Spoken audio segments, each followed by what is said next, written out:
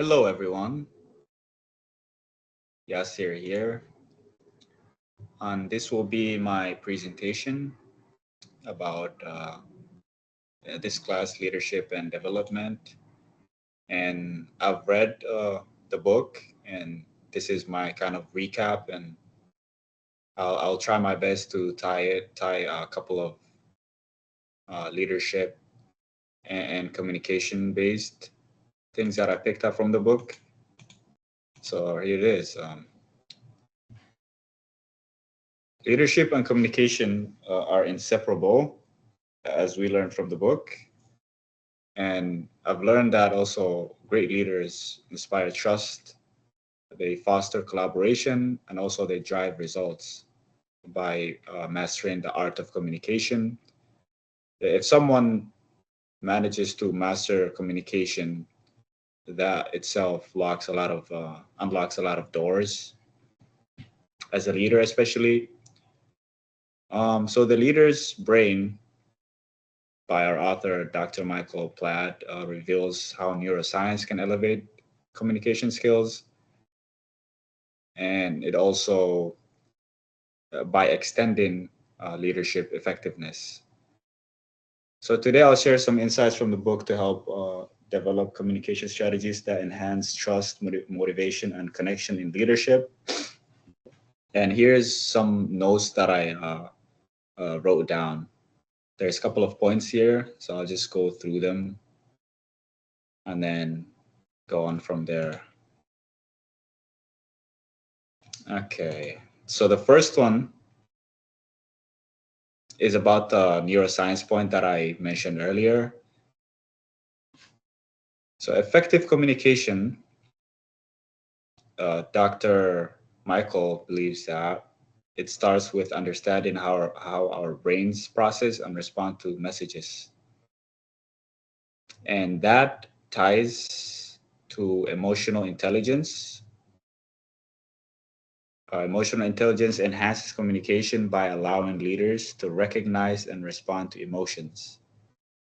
And one tip that I learned from research in emotional intelligence is that it's good to practice active empathy. So you can do that by doing things like ask how someone feels. You can truly listen and make sure you pick up on any body language that you can.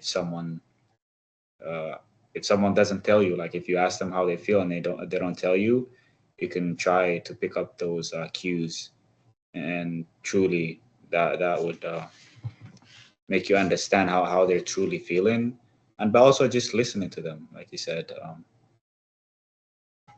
And then number two, building trust through communication. The key message here is trust is built through consistent and authentic communication. And then the action being transparent about your intentions and decisions, especially as a leader. You have to get everybody on the same page, and you have to try your best to mention that everybody is on the same page. Um, and also the role of active listening here, and nobody should undermine that. Leaders, they lead by having like really good communication skills, but they also do have really good active listening skills. So listening is more powerful than speaking in building trust.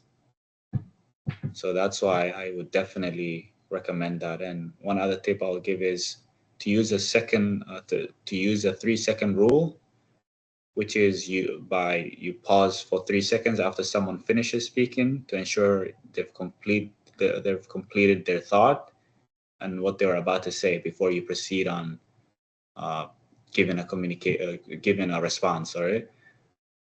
What a lot of us do is we don't even try to practice that, and we just rush and do whatever, say whatever, even before someone really like finishes up what they're saying. And then the number 3 point is about influencing and inspiring through communication. I'm stressing on really talking about more about the communication side because I believe that that's more important than any other aspect, especially as a leader. And the book does mention quite a bit about communication, so that's why. And then the key message here that I got is leaders inspire action through strategic and emotionally engaging communication. One example is storytelling. Stories are more memorable than facts because they stimulate emotional and sensory brain regions. So people are more likely to retain whatever you're saying if you tell them in a storytelling format.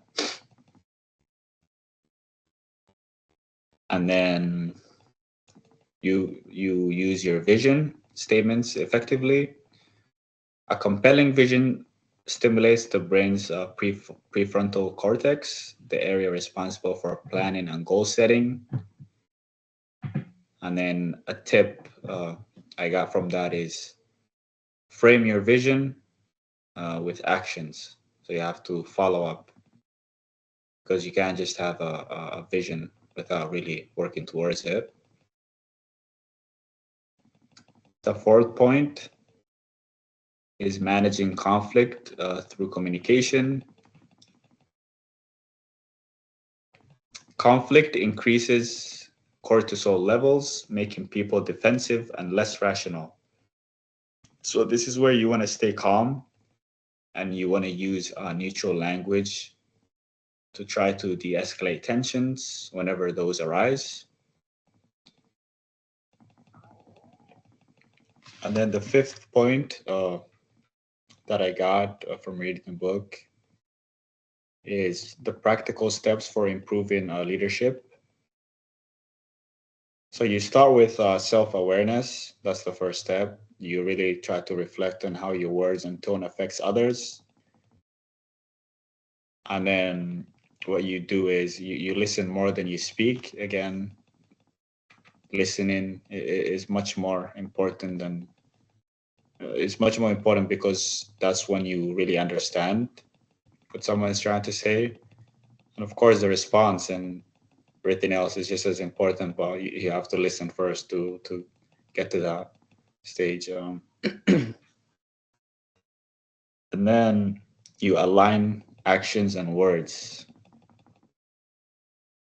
So the tip for that being if you promise something, you have to deliver it.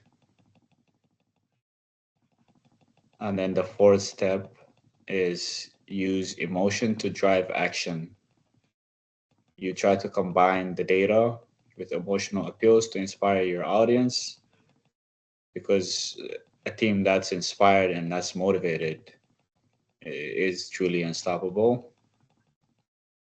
One example is like you pair a team goal with like a story of how achieving it will impact others positively. So everybody is more likely like to get together towards really being involved in doing everything that they can to achieve that specific goal.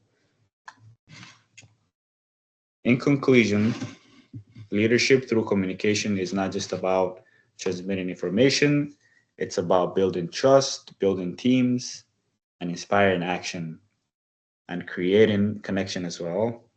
So by applying everything that I've just read, it will definitely elevate your leadership and make a really lasting impact. So I challenge everyone to implement one communication strategy this week, whether it's practicing active listening, whether it's crafting a compelling story, or giving some feedback at least. All of these steps can lead to big improvements in your leadership. Thank you so much for listening.